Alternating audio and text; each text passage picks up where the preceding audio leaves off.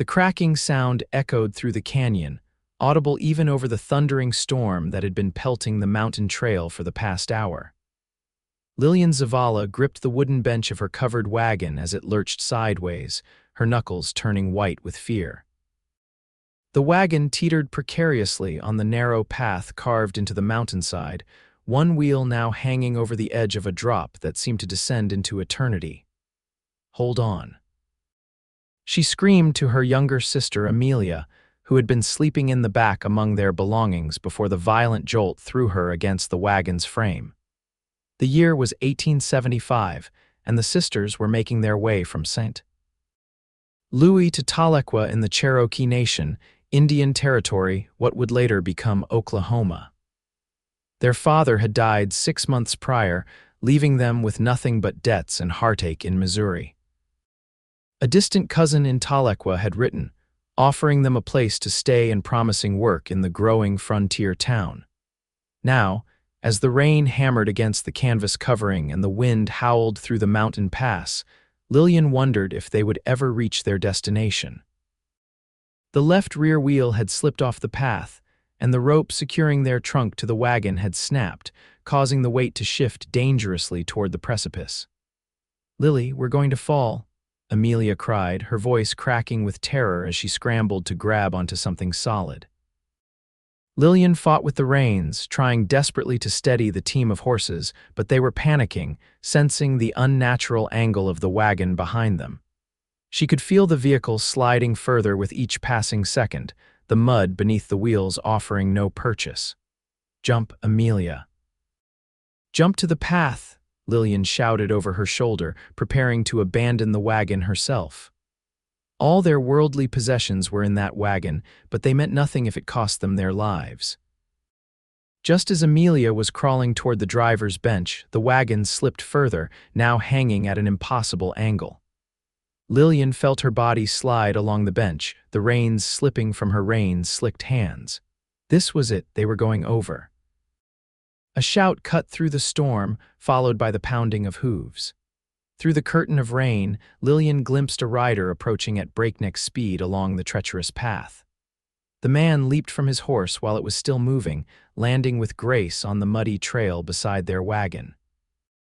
"Don't move," he commanded, his voice steady and authoritative despite the chaos around them.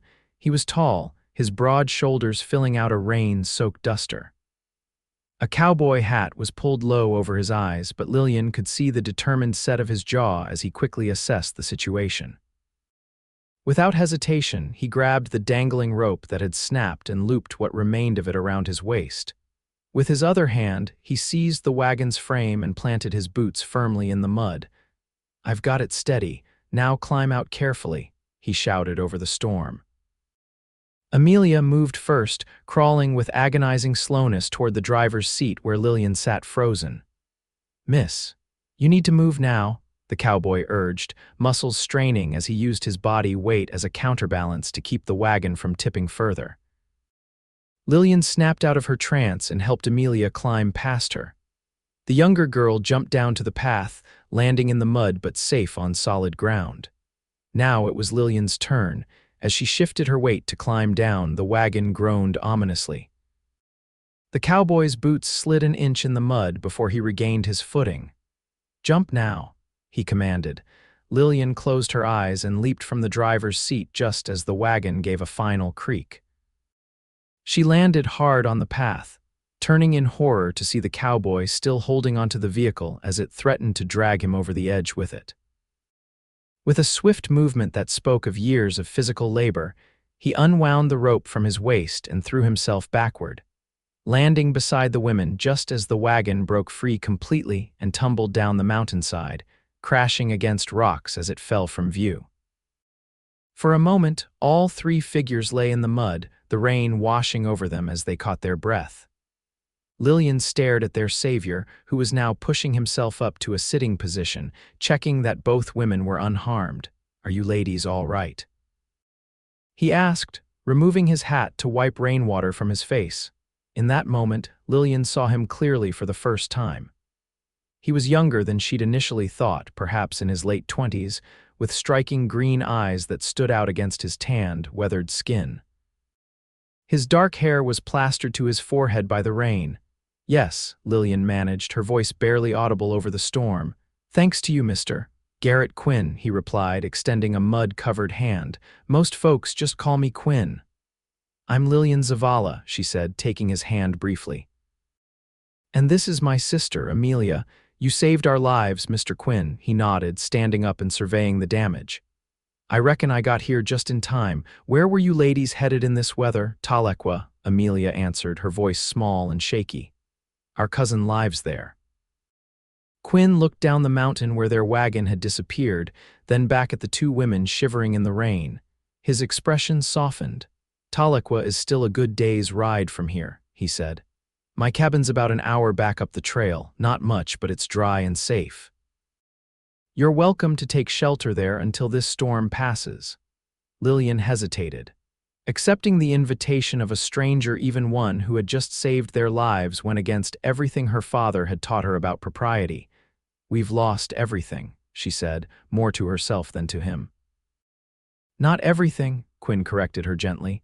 "You're both alive. The rest is just things. Things can be replaced." He whistled, and his horse, which had stopped a short distance up the trail, came trotting back. Quinn helped Amelia onto the saddle first, then extended his hand to Lillian. "I'll walk alongside," he said. "It's not far, but we need to get you both warm and dry before you catch your death." As Lillian took his hand and allowed him to help her onto the horse behind her sister, she felt an unexpected warmth spread through her chest despite the cold rain. In the space of a few minutes, they had lost all their possessions but gained something perhaps more valuable: the kindness of a stranger on a dangerous mountain trail. "Thank you, Mr. Quinn," she said, meeting his eyes. "Just Quinn," he replied with a small smile. "And you can thank me when we're all safe and dry." With that, he took the reins and began leading the horse back up the trail, the storm continuing to rage around them as they made their way toward shelter. The rain had slowed to a gentle patter by the time Quinn led them to a small clearing where his cabin stood. It was a modest structure, built of solid logs with a stone chimney rising from one side. A covered lean-to served as a stable for his horse, and a small garden, now being refreshed by the rain, grew along one side. "It's not much," Quinn said as he helped Lillian and Amelia down from his horse, "but it's home." "It looks wonderful," Lillian replied honestly, relief evident in her voice at the sight of shelter.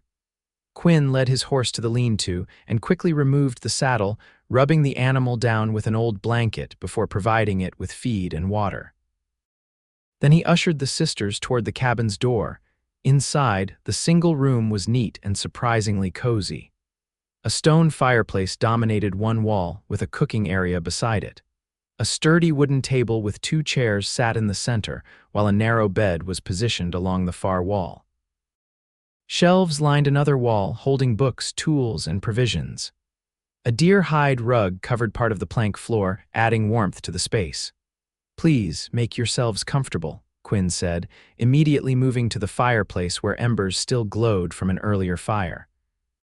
He added kindling and small logs, stoking the flames until they caught and began to warm the room. Lillian and Amelia stood awkwardly by the door, dripping onto the wooden floor, unsure what to do with themselves in this strange man's home. Noticing their discomfort, Quinn disappeared behind a curtain in the corner and returned with two worn but clean shirts and a pair of trousers.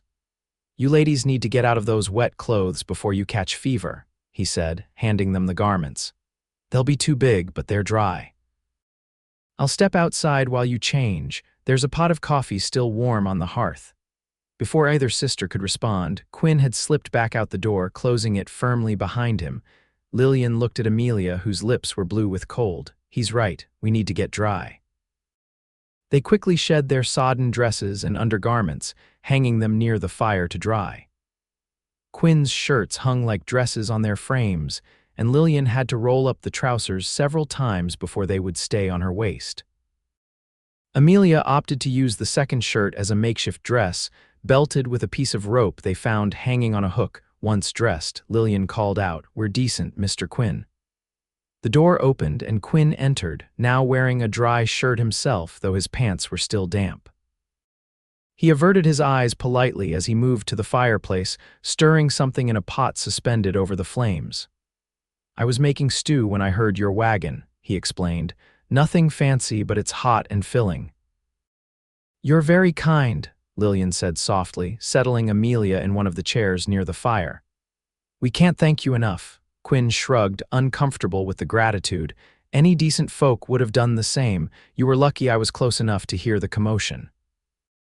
"Do you live out here alone?" Amelia asked, her youthful curiosity overcoming her shyness. "Amelia," Lillian scolded gently, "don't pry." "It's all right," Quinn assured her. "Yes, miss, I live here alone, have done for about 3 years now. What brought you to these mountains?"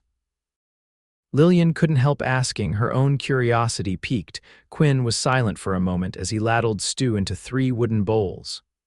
"The war," he finally said, his voice quiet.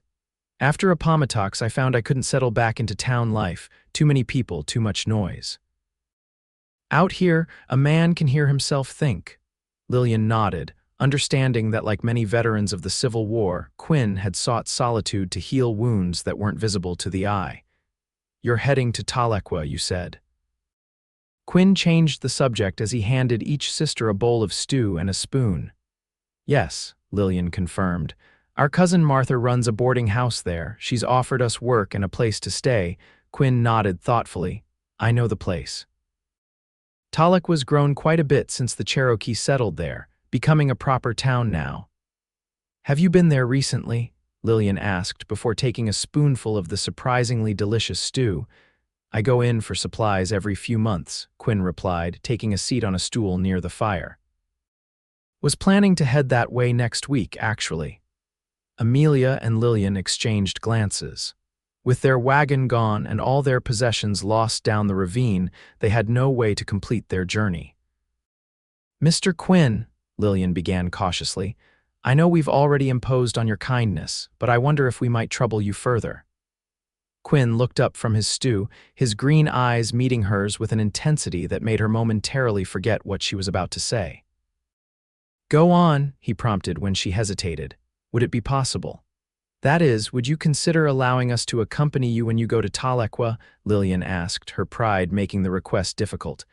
"We can pay you once we reach our cousin's home. She'll have money for us." Quinn considered her request, his expression unreadable. "I don't need payment, Miss Zavala, but the journey isn't an easy one, especially now that the spring rains have made the trails treacherous." "We're tougher than we look," Lillian insisted, "and we have nowhere else to go." Quinn's gaze softened. "I reckon that's true enough. Very well. Once the weather clears, we'll head to Tahlequah together. Should take us 3 days, give or take." "Thank you," Lillian breathed, relief washing over her. "We won't be a burden, I promise." "I never thought you would be," Quinn replied with a slight smile that transformed his serious face, making him look younger and more approachable. "Now eat up and get some rest. You've had quite a day." As they ate in companionable silence, the rain continued to fall outside, drumming on the cabin's roof. Lillian found herself studying Quinn when he wasn't looking. Despite his rugged appearance and solitary lifestyle, there was a gentleness to him that she hadn't expected. His cabin was clean and organized, his bookshelves filled with volumes ranging from practical guides to poetry, suggesting a mind that craved more than just survival. After they finished eating, Quinn insisted the sisters take his bed while he made a pallet for himself near the fire. Too exhausted to argue about propriety, Lillian and Amelia accepted his offer, though Lillian lay awake long after her sister had fallen asleep, listening to the rain and the occasional shifting of Quinn as he adjusted his position by the hearth. In the span of a day, their carefully planned journey had been upended, their possessions lost, and their lives saved by a mysterious mountain man. As sleep finally began to claim her, Lillian found herself wondering what other surprises awaited them on the trail to Tahlequah. Morning brought clear skies and birdsong. Lillian woke to find the cabin empty, though a small fire still burned in the hearth and a pot of coffee sat warming beside it. Their dresses, now dry but wrinkled and mud-stained, hung from pegs near the fire. Amelia stirred beside her, blinking sleepily. "Where's Mr. Quinn?" "I don't know," Lillian replied, sitting up and smoothing her tangled hair. "Outside, I imagine." They dressed quickly in their own clothes, grateful to be back in familiar garments despite their sorry state. Lillian folded Quinn's borrowed shirts neatly and placed them on the bed. When they stepped outside, they found Quinn in the small garden, digging up what looked like potatoes and placing them in a basket. He straightened when he heard the door open, wiping his brow with the back of his hand. "Morning, ladies," he called, setting down his tools and approaching them. "Sleep well." "Better than we had any right to, considering," Lillian replied with a small smile. "Thank you again for your hospitality." Quinn nodded, gesturing toward a small stream that ran behind the cabin. "There's clean water there if you want to wash up. I'll have breakfast ready soon, and then we can discuss our journey." While Amelia washed her face and hands in the cool stream, Lillian took the opportunity to speak privately with Quinn. "Mr. Quinn, I want to be clear about our situation," she began, her voice low so Amelia wouldn't hear. "We truly have nothing now. Our money, our clothes, everything was in that wagon." "If taking us to Tahlequah is too much trouble, Miss Zavala," Quinn interrupted gently, "I've already said I'd take you, and I'm a man of my word. As for your belongings, well, we might be able to salvage something." Lillian's eyes widened. "What do you mean?" "After you two fell asleep last night, I went back to where the wagon went over," Quinn explained, checking the contents of his basket. "The rain had stopped and the moon was bright enough to see by. The wagon itself is destroyed, but some of your things were scattered on a ledge not too far down. I managed to recover this." He disappeared into a small shed adjacent to the lean-to and returned with a wooden box that Lillian recognized immediately her father's writing case, which had contained their money and important papers. "Oh," she exclaimed, taking the box from him with trembling hands. "Mr. Quinn, I don't know how to thank you." She quickly opened the case to find everything intact: their small savings, the letter from their cousin, and the deed to their father's property that they had been forced to sell to pay his debts. "There were a few other small items I could reach," Quinn continued, seeming embarrassed by her emotional reaction. "A book, some clothing. They're in the shed if you want to look through them." "You risked your life going back there in the dark," Lillian said, amazed by his selflessness. Quinn shrugged. "The rain had stopped and the path wasn't as slippery. Besides, I figured those papers might be important." Lillian was about to reply when Amelia returned from the stream, her face and hands clean, her spirits seemingly lifted by the beautiful morning. "Mr. Quinn found some of our things, Amelia," Lillian told her, showing her the writing case. Amelia's face lit up. "Really? Did you find my sketch book?" Quinn nodded toward the shed. "I believe I did. Let's check after breakfast." The morning meal was simple but satisfying: coffee, fried potatoes with wild onions, and strips of deer jerky softened in the pan. As they ate, Quinn outlined his plan for their journey. "We'll leave tomorrow at first light," he said, refilling their tin cups with coffee. "It's about 60 miles to Tahlequah from here, but we can't take the most direct route. The rains have likely washed out the lower trail. We'll need to stay high, following the ridge before dropping down into the valley." "How will we travel?" Lillian asked practically. "Your horse can't carry all three of us." "He can't," Quinn agreed. "But I have a mule that I use for packing supplies. She's gentle enough to ride, though not as comfortable as a saddle horse." "I can ride the mule," Lillian offered immediately. "Amelia has never ridden anything but our wagon horse, and he was old and docile." Quinn studied her for a moment. "Have you ridden much, Miss Zavala?" "Enough," she answered confidently. "My father taught me when I was young, before he took to drinking after our mother died." Quinn's expression softened at this glimpse into her past. "Very well, we'll see how it goes. If it doesn't work out, we can always adjust." After breakfast, Quinn showed them to the shed where he had stored the items he'd recovered from the ravine. It wasn't much: Amelia's sketch book, a bundle of clothing that had been protected by oilcloth wrapping, a small wooden frame containing a daguerreotype of their parents, and a few cooking implements that had scattered from their trunk. It's more than I dared hope for, Lillian said gratefully, clutching the frame to her chest. Quinn left them to sort through the recovered items while he prepared for their journey, checking his horse and mule, packing provisions, and cleaning his rifle. By midday, Lillian and Amelia had washed their spare clothing in the stream and hung it to dry in the warm spring sunshine. "He's not what I expected," Amelia said quietly as they worked, glancing toward where Quinn was sharpening his hunting knife outside the lean-to. "What do you mean?" Lillian asked, wringing water from a petticoat. "A man who lives alone in the mountains," Amelia clarified. "I thought he'd be wild, unkempt, maybe a bit frightening." She paused, considering. "But Mr. Quinn is different. He's gentle, and his cabin is neater than our house in St. Louis ever was."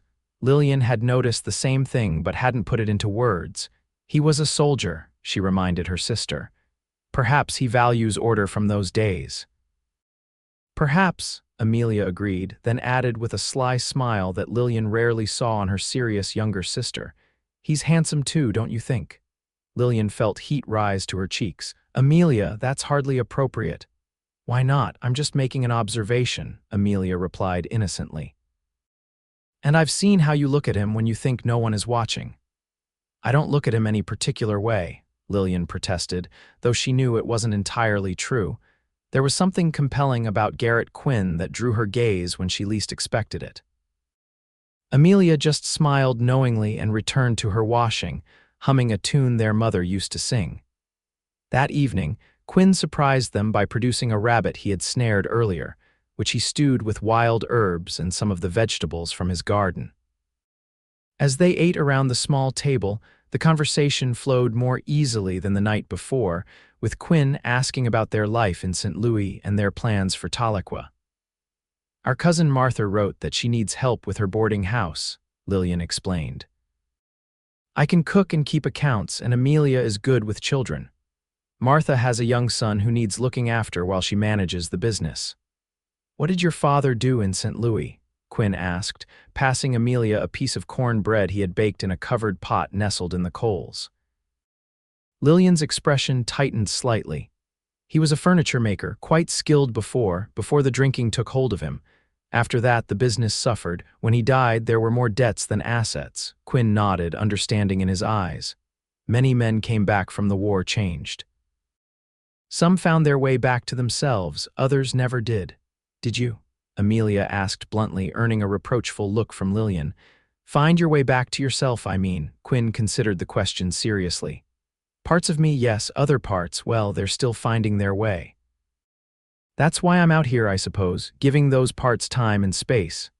It was the most personal thing he had shared with them, and Lillian felt a surge of respect for his honesty. "What about Tahlequah?" she asked, changing the subject slightly. "What can you tell us about it?" Quinn leaned back in his chair. "It's the capital of the Cherokee Nation, a proper town now with a courthouse, several stores, a newspaper, even a female seminary for education. The Cherokee are rebuilding after being forced from their lands in the east. Do you know many people there?" Amelia questioned. "A few," Quinn replied. "The shopkeeper who sells me supplies, a blacksmith who shoes my horse when needed. I keep to myself mostly, but folks there are generally welcoming, even to a solitary white man like me."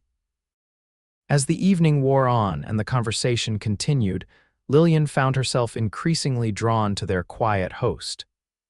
There was a depth to him that intrigued her, a combination of strength and gentleness, wisdom and humility that she had rarely encountered in the men she had known in St. Louis.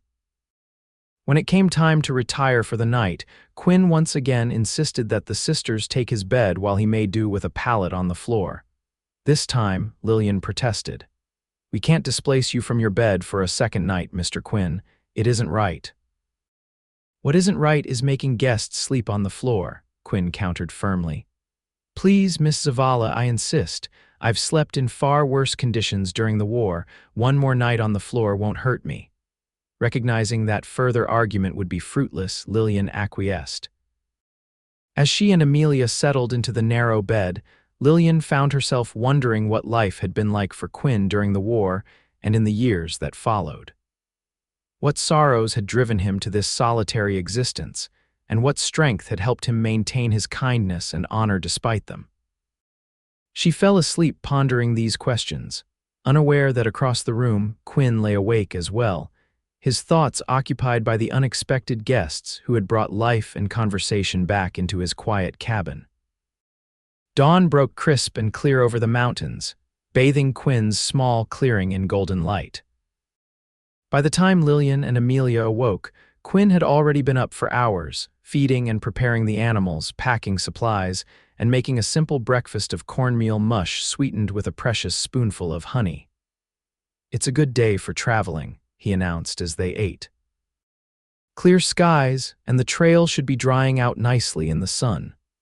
Lillian nodded, trying to hide her nervousness about the journey ahead. She had been honest about knowing how to ride, but it had been years since she'd been on horseback, and never for a journey of this length. After breakfast, they dressed in their now clean clothes, packed their few recovered possessions, and joined Quinn outside where he was adjusting the packs on his horse and mule. "Miss Amelia, you'll ride with me," Quinn instructed, helping the younger girl mount his sturdy bay gelding. "Miss Zavala, this is Bessie. She's stubborn but sure-footed." Lillian approached the gray mule, who eyed her with what seemed like skepticism. Quinn offered his cupped hands to help her mount, and Lillian placed her foot in them, trying to ignore the warmth that spread through her at his touch. With a boost from Quinn, she settled onto the mule's back, glad that her divided riding skirt allowed her to sit astride rather than sideways. "Hold the reins loosely," Quinn advised, adjusting her grip. "Bessie knows to follow my horse, so you won't need to guide her much unless we run into trouble." His hand lingered on hers for a moment, and Lillian felt a flutter in her chest that had nothing to do with the upcoming journey. When Quinn's eyes met hers, she saw something flicker in their green depths before he quickly looked away, moving to mount his own horse. With Quinn leading the way, they set off from the clearing, following a narrow trail that wound through the pine forest covering the mountainside. The morning air was fresh and scented with sap and wildflowers, and despite her initial discomfort on the mule's bony back, Lillian found herself enjoying the peaceful rhythm of their travel. Amelia rode in front of Quinn, her initial nervousness about the horse giving way to fascination with the scenery around them. She pointed out birds and flowers, asking Quinn questions that he answered patiently, his deep voice carrying back to where Lillian followed on the mule. By midday, they had covered a good distance, following the ridge as Quinn had planned. They stopped in a small clearing to rest the animals and eat a simple meal of jerky, hard bread, and dried apples that Quinn had packed. "How much farther will we go today?" Lillian asked, stretching her legs, which were already beginning to ache from the unaccustomed riding. "Another few hours," Quinn replied, checking Bessie's pack to ensure it was secure. "There's a good camping spot about 10 miles ahead near a spring. We'll stop there for the night." "Is it safe to camp in the open?" Amelia asked, a hint of worry in her voice. Quinn's expression was reassuring. "Safe enough. There aren't many dangers in these parts that a fire and a rifle can't keep at bay."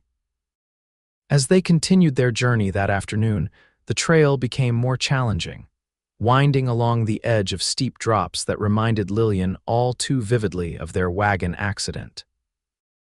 But true to Quinn's word, Bessie proved sure-footed, picking her way carefully along even the most treacherous sections. Occasionally, Quinn would point out landmarks or tell them about plants and animals they encountered, revealing a deep knowledge of the wilderness that surrounded them. Lillian found herself admiring not just his physical strength and courage, but his intelligence and connection to this wild place. By late afternoon, they reached the camping spot Quinn had mentioned, a flat area sheltered by large boulders, with a clear spring bubbling up from the ground nearby. Quinn helped both women dismount, supporting Lillian by the waist when her stiff legs threatened to buckle beneath her. "First day is always the hardest," he said sympathetically, his hands lingering at her waist a moment longer than strictly necessary. "It'll get easier." While Quinn tended to the animals, Lillian and Amelia set about making camp according to his instructions, gathering kindling for a fire and arranging stones in a circle. By the time Quinn returned, they had a small fire started and water from the spring heating in a pot. "You ladies catch on quick," he remarked, genuine approval in his voice as he added larger branches to the fire. "Our father used to take us camping by the river when we were young," Lillian explained, stirring the pot of beans and dried meat that would serve as their dinner. "Before." "Well, before things changed," Quinn nodded, understanding the unspoken part of her statement. "My father was the same way, taught me everything I know about surviving in the wilderness. It served me well during the war. Which side did you fight for?" Amelia asked innocently, always direct with her questions. Quinn was silent for a moment, poking at the fire. "Union," he finally said.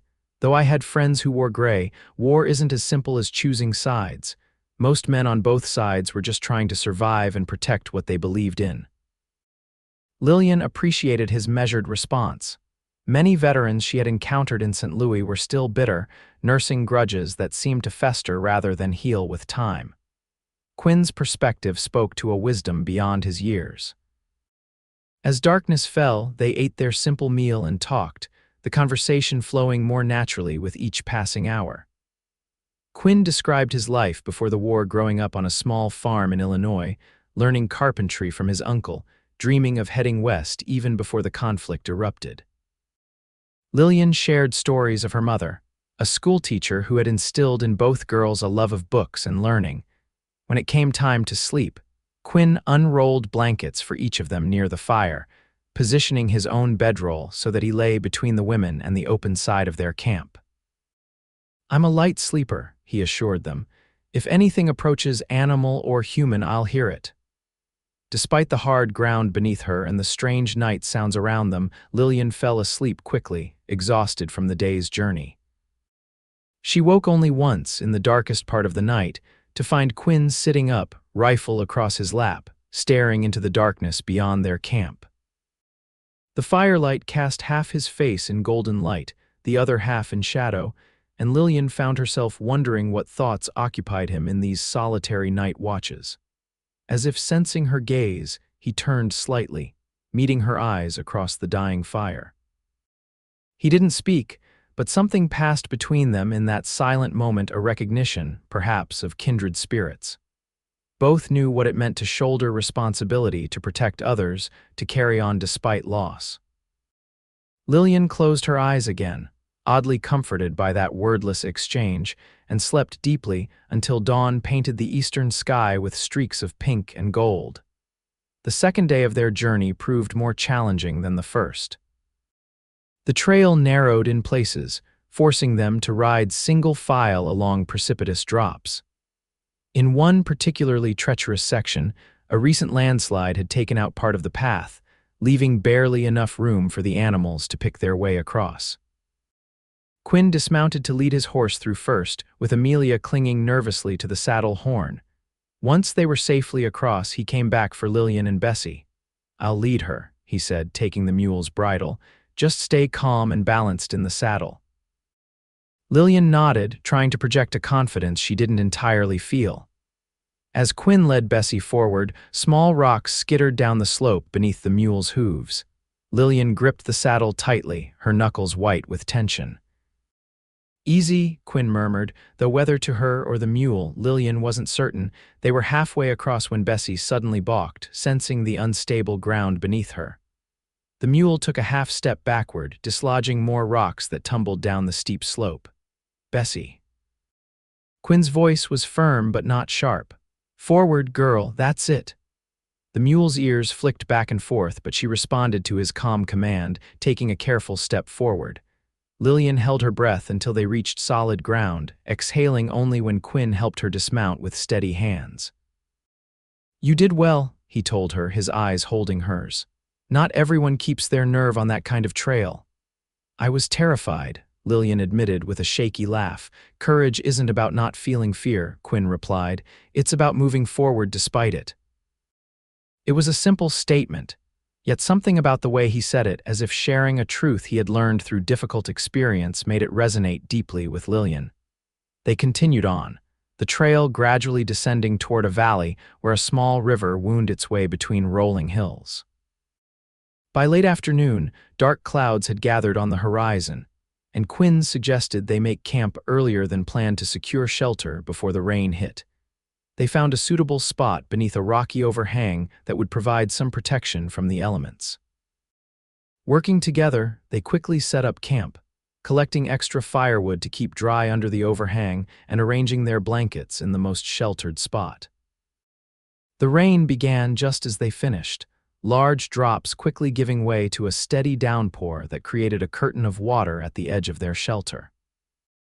Quinn built the fire larger than the previous night, positioning it to provide maximum warmth without the smoke becoming a problem in their confined space. "Looks like we made it just in time," he commented, settling back against the rock wall with a tin cup of coffee. Lillian nodded, grateful for the warmth of the fire as the temperature dropped with the rain. Amelia had already wrapped herself in her blanket, huddling close to the flames and sketching in her recovered book. "What are you drawing, Mia?" Lillian asked, using the nickname from their childhood. Amelia turned the book to show a surprisingly good likeness of Quinn leading his horse along the narrow trail. She had captured his alert posture and watchful expression perfectly. Quinn leaned forward to look, genuine surprise and appreciation in his eyes. "You have quite a talent, Miss Amelia." The girl blushed with pleasure. "Thank you, I've always loved drawing. Father said it was a waste of time, but Mother encouraged me." "Your mother was right," Quinn said firmly. "Beauty and art aren't wastes of time, they remind us what we're living for." His words struck Lillian deeply. Since their father's death and their financial troubles, she had been so focused on survival, finding work, securing shelter, making their meager savings last that she had forgotten about the importance of beauty and joy in life. As the evening progressed, the rain continued unabated, drumming on the rocks above them and turning the ground beyond their shelter into mud. They ate their simple dinner and talked, the close quarters creating an intimacy that might have been uncomfortable under different circumstances, but somehow felt natural with Quinn. Amelia fell asleep first, her sketchbook still open beside her. Quinn gently moved it to safety and adjusted her blanket before returning to his place opposite Lillian. "Your sister is special," he said quietly, so as not to wake the sleeping girl. "Her talent, her openness, you've done well raising her after your parents passed." Lillian was touched by his observation. "I've tried my best, but it hasn't been easy. After Father died, there were times I didn't know how we'd make it through the month." "Yet here you are," Quinn pointed out, "making your way to a new life. That takes courage." "Or desperation," Lillian replied with a small, rueful smile. "Sometimes they're the same thing," Quinn said thoughtfully. "After the war, desperation drove me west. I couldn't face going home, seeing the pity in people's eyes, hearing the whispers about the things we'd done and seen." He paused, staring into the fire. "But in time, that desperation became something else, a choice to build a different kind of life on my own terms." "And are you happy with that choice?" Lillian asked softly, genuinely curious about this solitary man who had saved them. Quinn considered her question carefully. "Content may be happy." He shook his head slightly. "That's a big word. I have peace here, purpose in a simple way, but sometimes—" When he didn't continue, Lillian prompted gently, "Sometimes." His eyes met hers across the fire, and there was a vulnerability in them that she hadn't seen before. "Sometimes the silence gets too loud," he admitted. "And I remember that humans aren't meant to live entirely alone." The honesty of his confession moved her. Without thinking, Lillian reached across the space between them and placed her hand on his. "Thank you for sharing that with me." Quinn looked down at their hands, then back at her face, something unreadable passing through his expression. "Thank you for listening," he said, his voice rough with emotion. They sat like that for a long moment, connected by touch and shared confidences, until a loud crack of thunder broke the spell. Quinn withdrew his hand and stood to check that the rain wasn't encroaching on their shelter. When he returned to the fire, something had shifted between them, a boundary crossed, a trust established. They talked late into the night, sharing stories and hopes, fears and memories, until the rain finally began to ease and exhaustion overtook them. As Lillian drifted off to sleep, she realized with a start that in the short time she had known Garrett Quinn, she had revealed more of herself to him than to anyone since her mother died. And somehow, despite the precariousness of their situation, that vulnerability didn't frighten her at all. Morning brought clear skies and the fresh, clean smell that follows a heavy rain. The trail was muddy but passable, and Quinn estimated they would reach Tahlequah by nightfall if they maintained a steady pace. "We'll follow the river valley from here," he explained as they broke camp. "It's an easier route than staying in the highlands, now that the rain has passed." As they rode, the landscape gradually changed from the rugged, pine-covered mountains to gentler, rolling hills dotted with oak and hickory trees. Signs of human habitation became more frequent, the occasional farm nestled in a clearing, thin wisps of smoke rising from distant chimneys. By midday, they reached a small trading post where several trails converged. Quinn suggested they stop to rest the animals and perhaps purchase a few supplies. The trading post was a simple log structure with a wooden porch where several men sat smoking pipes and watching their approach with curious eyes. Quinn helped Amelia and then Lillian dismount, the latter wincing slightly as her sore muscles protested. "First time riding long distance, madam." One of the men on the porch asked with a knowing grin. "Is it that obvious?" Lillian replied, attempting to walk normally despite the stiffness in her legs. The man chuckled. "Everyone walks that way their first time on the trail, no shame in it." Quinn led them into the trading post, where shelves lined the walls stocked with essential supplies: flour, coffee, ammunition, tools, and basic dry goods. The proprietor, a heavyset man with a gray beard, greeted Quinn by name. "Quinn, didn't expect to see you until next month. What brings you down from the mountain early, escorting these ladies to Tahlequah?" Quinn replied, gesturing to Lillian and Amelia. "Their wagon went over the edge on Razorback Trail during the storm." The shopkeeper's eyes widened. "Lord have mercy, you're lucky to be alive, ladies." "That trail's claimed more than a few travelers over the years. We'd be dead if not for Mr. Quinn," Lillian acknowledged. "He saved us both and recovered what he could of our belongings." The shopkeeper nodded approvingly. "Always said you were one of the good ones, Quinn, for all your keeping to yourself." He turned his attention back to the sisters. "Where are you headed in Tahlequah?" "Our cousin's boarding house," Lillian explained. "Martha Zimmerman's place." "I know it well," the man replied. "Good establishment. Clean rooms, fair prices. Your cousin runs a tight ship." While Quinn purchased a few supplies, Lillian noticed Amelia standing by a display of ribbons and small trinkets, her eyes fixed wistfully on a packet of colored pencils. Understanding her sister's longing, Lillian approached the shopkeeper. "Sir, I wonder if I might make a purchase on credit. My cousin in Tahlequah will vouch for me and I can send payment as soon as we arrive." The man looked skeptical, but Quinn stepped forward. "I'll stand good for it, Jim." "Whatever the ladies need." With Quinn's guarantee, the shopkeeper agreed, and Lillian was able to purchase not only the pencils for Amelia, but also a few practical items they needed: a comb, some soap, and a small pot of salve for saddle sores that the shopkeeper recommended with a sympathetic wink. When they left the trading post, Lillian tried to thank Quinn for his generosity, but he waved off her gratitude. "It's a small thing," he insisted as he helped her mount Bessie. "Besides, I've known Jim for years. He trusts my word." "Still, I'll repay you as soon as we reach Tahlequah," Lillian promised. Quinn paused, his hand still at her waist.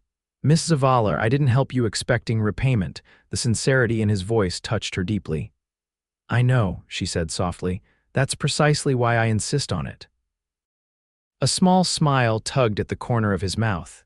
"You're a stubborn woman, Lillian Zavala." It was the first time he had used her given name, and the intimacy of it sent a warm current through her. Before she could respond, he moved away to help Amelia mount his horse, leaving Lillian to ponder the strange, fluttering sensation in her chest. They continued their journey, following the winding river as it cut through increasingly domesticated landscape. Occasionally, they passed other travelers' farmers with wagons of produce, Cherokee families on horseback, a mail carrier who tipped his hat as he rode by. In the late afternoon, they crested a hill and saw spread before them the town of Tahlequah, a collection of wooden buildings along laid-out streets. with the impressive brick courthouse standing prominently in the center. Smoke rose from chimneys, and even at this distance they could see people moving about on the main street. "Tahlequah," Quinn announced simply, drawing his horse to a halt so they could take in the view. Amelia gasped in delight. "It's bigger than I expected." "Look, Lily, there are so many buildings."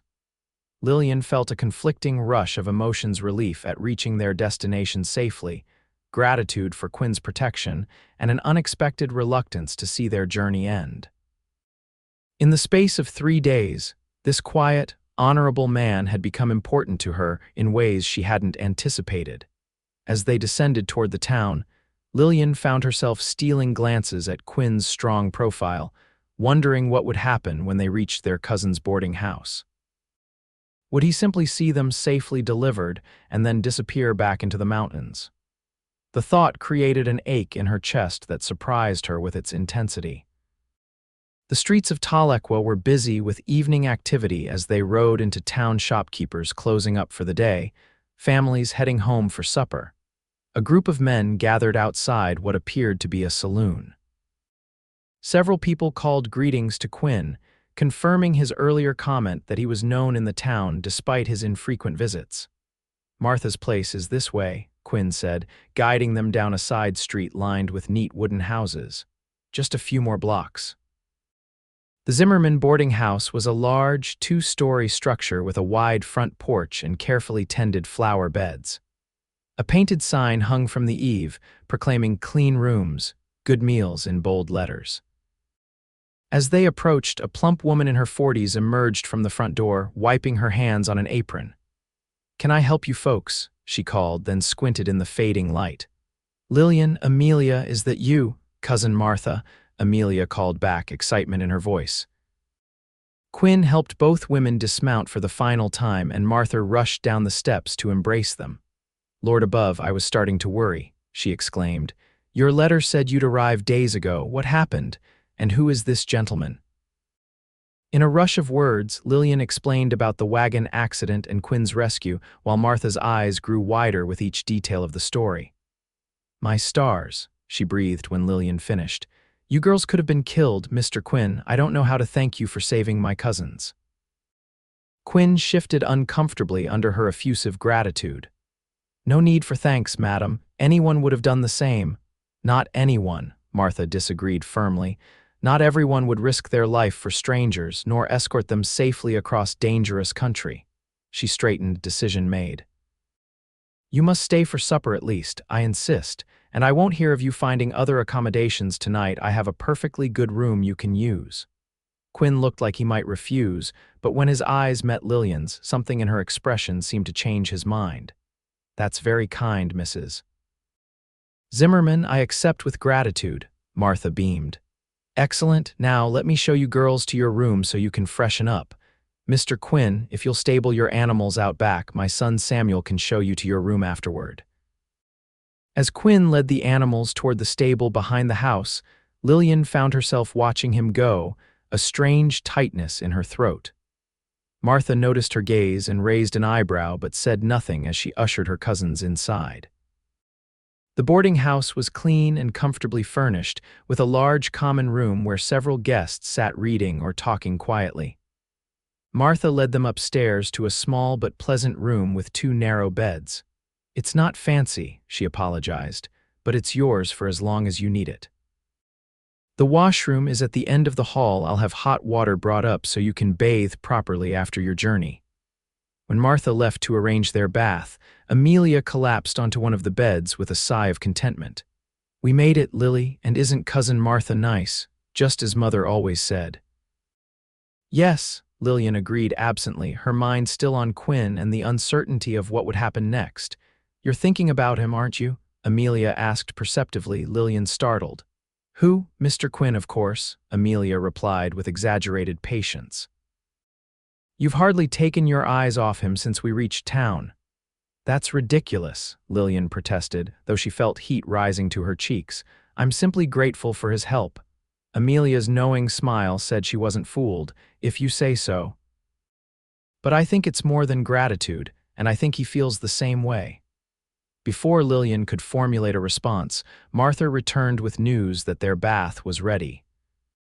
The luxury of hot water and soap after days on the trail was indescribable, and by the time Lillian had bathed and changed into a clean dress that Martha had loaned her, she felt more like herself again.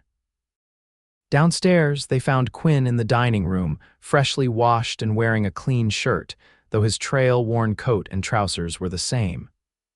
He stood when they entered, and something in his expression as he looked at Lillian made her heart skip a beat. "Miss Zavala, Miss Amelia," he greeted them formally. "Mrs. Zimmerman has been telling me about her boarding house. It seems you'll be well situated here."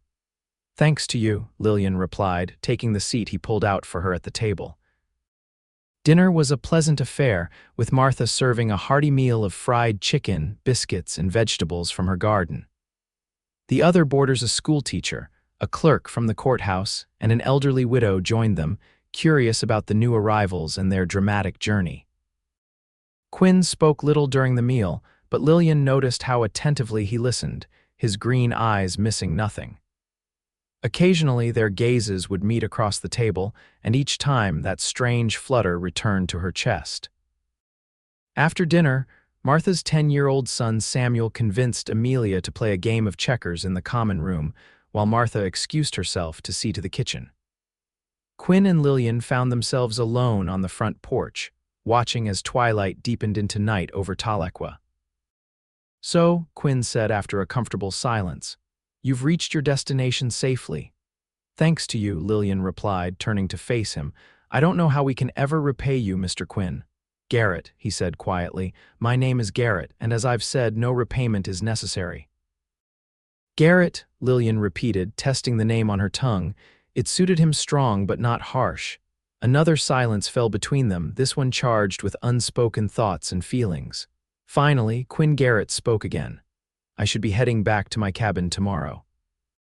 "I've been away longer than planned." Though she had expected this, Lillian felt a sharp pang of disappointment. "Of course, you have your own life to return to." Garrett studied her face in the dim light from the house windows. "I've been thinking about what you said. About humans not being meant to live entirely alone." Lillian's pulse quickened. And I've been alone a long time," he continued, his voice low and uncertain in a way she hadn't heard before. "Maybe too long. These past few days with you and Amelia. They reminded me of something I'd forgotten." "What's that?" Lillian asked, hardly daring to breathe. "That there's more to life than just surviving," Garrett replied, taking a step closer to her. "That connection with others is what gives life meaning." Lillian looked up at him, seeing vulnerability and hope in his expression. "I've felt it too," she admitted softly. "This connection, I know we've only known each other a short time, but sometimes a short time is enough," Garrett interrupted gently. "Sometimes you just know." His hand came up to touch her cheek, and Lillian leaned into the contact, her eyes closing briefly at the warmth of his palm against her skin. "I don't want to say goodbye to you, Lillian," Garrett whispered, his face now inches from hers. "Not yet, maybe not ever." In answer, Lillian rose on her tiptoes and pressed her lips to his. The kiss was gentle at first, almost hesitant, but when Garrett's arms came around her, drawing her closer, it deepened into something more passionate, more certain. When they finally broke apart, both slightly breathless, Lillian saw in Garrett's eyes the same wonder she felt the surprise of finding such a connection in the most unexpected circumstances. "Stay," she said simply. "Not forever if you're not ready for that, but stay a while. Get to know me, let me get to know you, see if what we both feel is real." Garrett smiled, the expression transforming his serious face.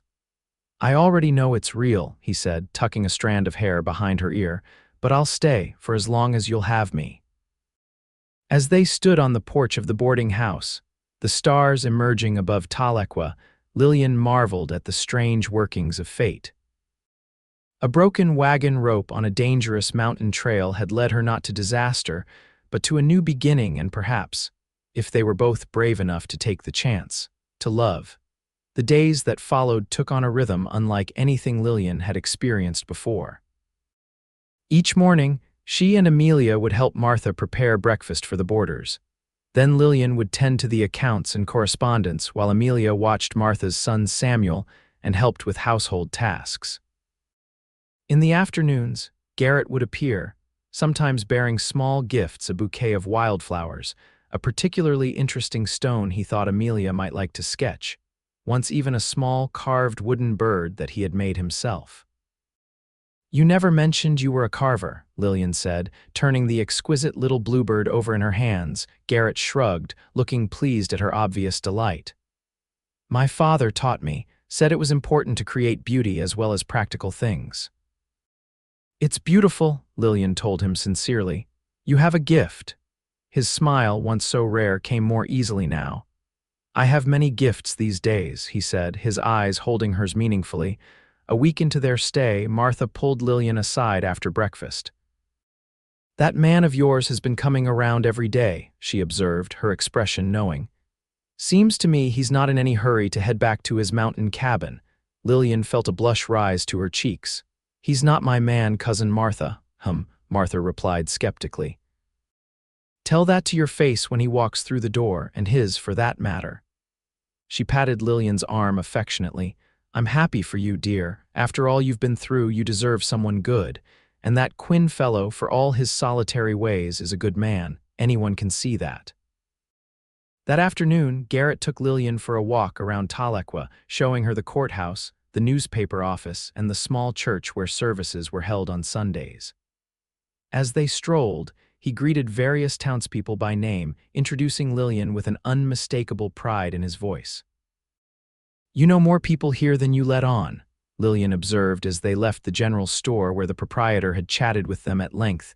Garrett looked slightly embarrassed. "I suppose I do. When I first came west after the war, I was, not in a good place, kept to myself entirely. But over the years, I've had to come to town for supplies, and people here are friendly. Hard not to get to know them, even if you're trying not to." "And were you?" Lillian asked. "Trying not to," he considered the question seriously. "For a long time, yes, it seemed safer somehow. After what I'd seen in the war, I didn't trust myself to be close to people again, to care about them." "What changed?" Lillian asked softly. Garrett's eyes met hers, his expression open and vulnerable. "Time healing. And then you and Amelia tumbling into my life when that wagon rope snapped." His mouth quirked in a small smile. "It's hard to keep your distance when someone needs saving from a mountainside." Lillian laughed, though her heart ached at the thought of Garrett's self-imposed isolation all these years. "Well, I'm glad our disaster interrupted your solitude." "So am I," he said simply, taking her hand as they continued their walk. That evening, as they sat on the boarding house porch watching the sunset, Garrett seemed lost in thought, his expression more serious than it had been in days. "What is it?" Lillian finally asked, touching his arm gently. He turned to her, determination in his eyes. "I've been thinking about the future." Lillian's heart quickened. "Oh, my cabin is too far from town for regular visits," he said. "And while I value my privacy, I'm finding I value other things more." "Such as?" Lillian prompted, hardly daring to hope what he might be suggesting. "You," Garrett said simply. "Amelia, being part of a community again. I spoke with Jim at the trading post today. He owns land closer to town, about 3 miles out. There's a small house on it that needs work, but it's solid. He's willing to sell." Lillian's eyes widened. "You're thinking of moving closer to Tahlequah?" Garrett nodded. "I'd still have my space, my woods for hunting, land for a garden, but I'd be near enough to town to court you properly, if that's something you'd want." The directness of his proposal took her breath away. "You want to court me?" "Very much," he replied, his voice low and earnest. "I know it's fast. We've known each other barely 2 weeks, but Lillian, I've never felt for anyone what I feel for you, and life out here has taught me not to waste time when something precious comes along." Tears pricked at Lillian's eyes. "I feel the same way," she admitted. "It frightens me sometimes how quickly and deeply I've come to care for you." Garrett reached out, taking both her hands in his. "Then say yes. Let me court you. Let me build a life near enough to see you, to be part of your life and Amelia's. We'll take it slow as you need, but let's begin, together." "Yes," Lillian whispered, squeezing his hands. "Yes to all of it." The joy that transformed Garrett's face in that moment was something Lillian knew she would remember for the rest of her life: the way his green eyes lit up, the smile that erased years of solitude and sorrow from his features. When he kissed her, there on the porch with the last rays of sunset painting the sky in gold and crimson, Lillian felt as though every hardship, every loss, every difficult decision had been leading her to this moment, this man, this new beginning. The following weeks passed in a whirlwind of activity. True to his word, Garrett purchased the land near town and began working on the small house it contained.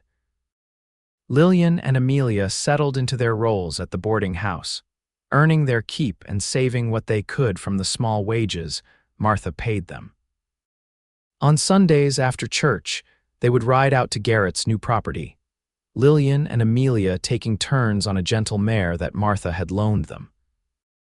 Together, they would work on the house, Garrett handling the heavy carpentry, Lillian painting and planning the garden, Amelia sketching designs for curtains and collecting wildflowers to brighten the rooms that were gradually taking shape. It was during one of these Sunday visits, as they sat on the porch of the half-renovated house sharing a simple picnic lunch, that Garrett broached a subject that had clearly been on his mind. "I've been thinking," he began, setting down his tin plate. "This house is coming along well. Should be properly finished within a month." "It's looking wonderful," Lillian agreed, admiring the new windows he had installed the previous week. "You've worked miracles with it." "Thing is," Garrett continued, a hint of nervousness in his voice, "I've been building it with more than just myself in mind." Lillian's heart skipped a beat. "Oh," Garrett took her hand, his expression earnest. "I love you, Lillian. I think I have since that first night in my cabin when you were so brave despite losing everything. I love your strength, your kindness, your determination to make a good life for Amelia and yourself." "Garrett," Lillian breathed, tears springing to her eyes. "Let me finish," he said gently. "I know we agreed to take things slow, and if you're not ready, I understand. But I want you to know that this house, I'm building it for us. For you and Amelia and me, if you'll have me. As a family." From her spot at the edge of the porch, Amelia gasped softly, her sketchbook forgotten in her lap. Lillian looked from Garrett to her sister, seeing in Amelia's eyes the same hope and joy she felt in her own heart. These past weeks had been the happiest she could remember since before their mother's death. Garrett had brought not just love into her life, but stability, security, and a sense of belonging that had been missing for so long. "Are you asking what I think you're asking?" Lillian managed, her voice trembling slightly. In answer, Garrett reached into his pocket and pulled out a small object wrapped in a handkerchief. Carefully unfolding it, he revealed a ring, a simple band of silver set with a small, perfect pearl. "It was my mother's," he explained. "She gave it to me before I left for the war, said to give it to the woman who captured my heart if I was fortunate enough to find her." He took a deep breath. "Lillian Zavala, will you marry me? Will you and Amelia make a home with me here?"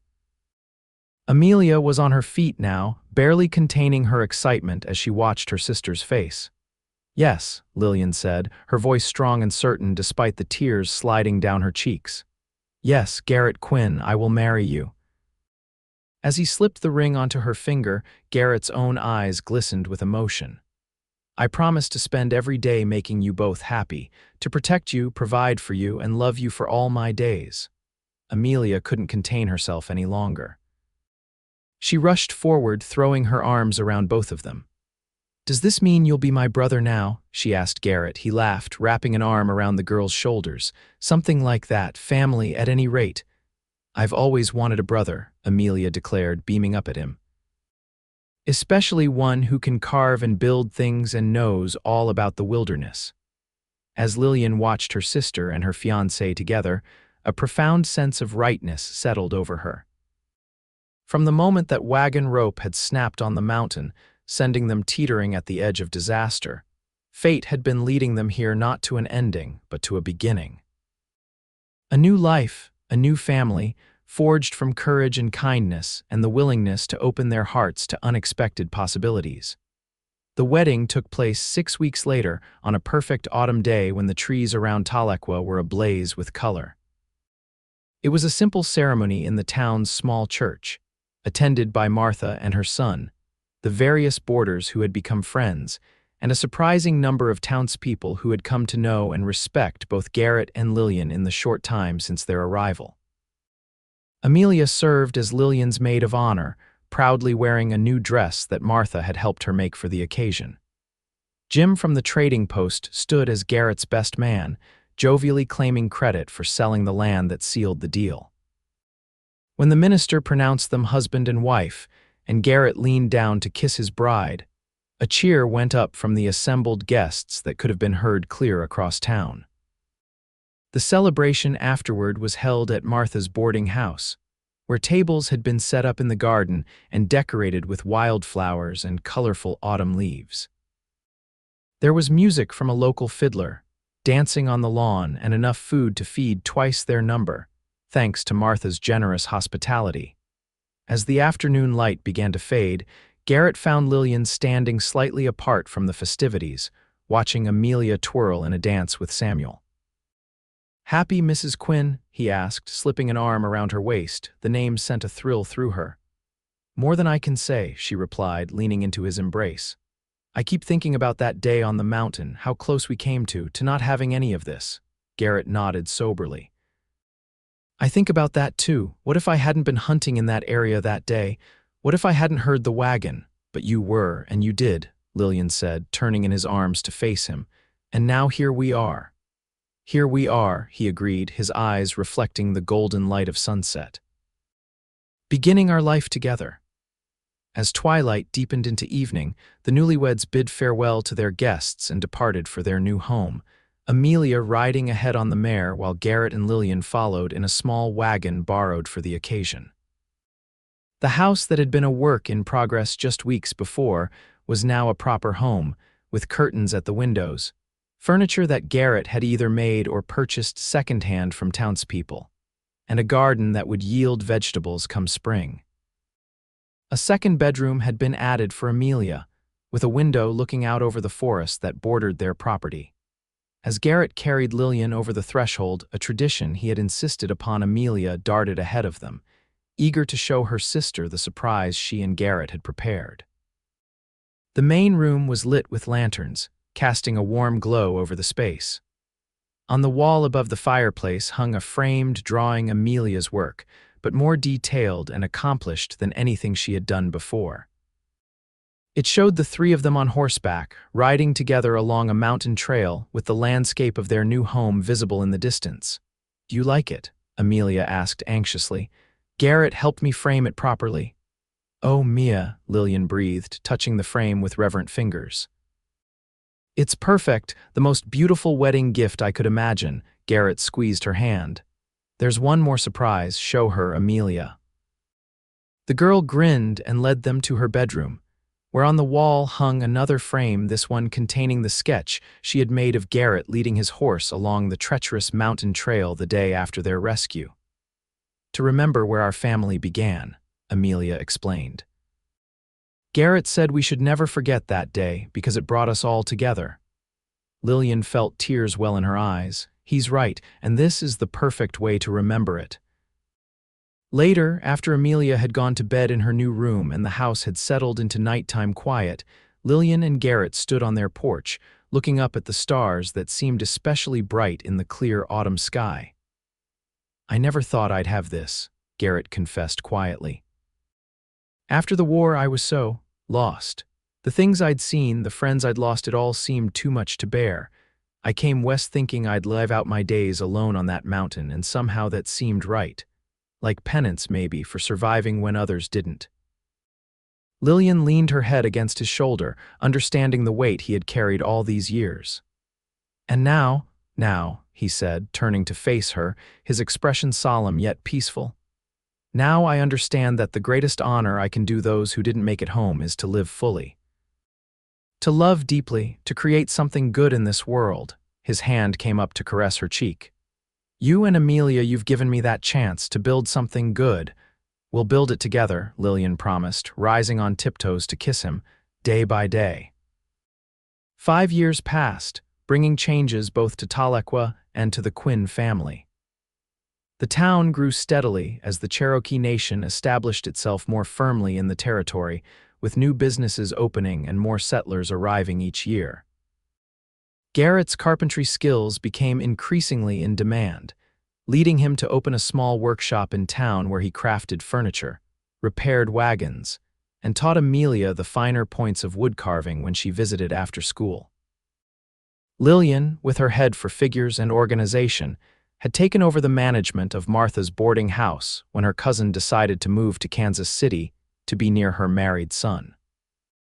The business thrived under Lillian's care, gaining a reputation throughout the territory for its cleanliness, good food, and fair prices. Their home on the edge of town expanded as well, with a new kitchen added the second year of their marriage and a nursery the year after that, when their son James was born. Now, as they celebrated their 5th wedding anniversary, the family gathered around the dinner table in the home that had grown along with their love. "To 5 wonderful years," Garrett toasted, raising his glass of cider, "and to my beautiful wife, without whom none of this would be possible." Lillian smiled across the table at him, still finding her heart quickened by the love in his eyes after all this time. "To family," she added, looking around at those gathered Amelia, now 18 and blossoming into a talented young artist, 3-year-old James with his father's green eyes and his mother's determined chin, and baby Elizabeth, just 6 months old, sleeping peacefully in a cradle nearby. After dinner, while Amelia helped James get ready for bed, Garrett and Lillian stepped out onto the porch that had been expanded the previous summer. The evening was warm, with fireflies blinking in the gathering darkness, and the scent of summer flowers heavy in the air. "Do you ever think about it?" Garrett asked, his arm around her waist as they gazed out at the land they had cultivated together. "That day on the mountain, often," Lillian admitted, "especially on important days like today. I think about how different our lives might have been if you hadn't come along when you did." Garrett nodded thoughtfully. "I was thinking about it yesterday when I was showing James how to plant corn, about how close I came to missing all of this." He turned to her, his expression serious. "I rode a different trail that day, you know. I usually hunted the North Ridge, but something told me to take the Western path if I hadn't." "But you did," Lillian reminded him gently, touching his face. "And here we are." "Here we are," he agreed, his expression softening as he gazed at her. "Mrs. Lillian Quinn, mother of my children, keeper of my heart." Inside, baby Elizabeth began to cry, her tiny voice carrying through the open window. "And speaking of children," Lillian said with a smile, "duty calls." As she turned to go inside, Garrett caught her hand. "Lillian," he said softly, "I love you, more today than yesterday and not as much as tomorrow." The simple sincerity of his words touched her deeply, as they always did. "And I love you, Garrett Quinn, from that mountain trail to forever." With a gentle kiss that held all the promise of their years together and the many still to come, they returned to the warmth of their home, the life they had built together from the moment a rope snapped, a wagon teetered, and a lonely cowboy reached out to save not just 2 lives but his own heart as well.